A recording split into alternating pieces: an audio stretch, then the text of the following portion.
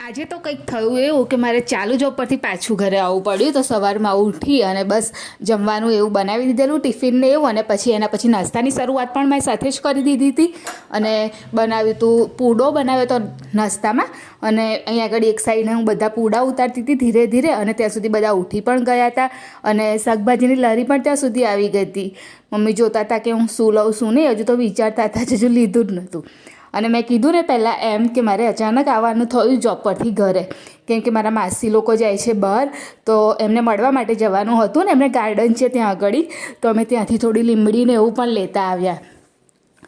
ત્યાંથી નજીક જ છે મારા નણંદનું ઘર, તો અમે લોકો ત્યાં પણ એમને મળીને આવ્યા. રસ્તામાં જ આવે છે એમનું ઘર, તો અમે કીધું કે ચાલ ત્યાં પણ જઈ આવીએ. પછી આવીને જોયું તો પોપટ આવી ગયો હતો. બચારો ગભરાઈ ગયો હતો, કેમ કે બધા એની આજુબાજુ આવી ગયા હતા.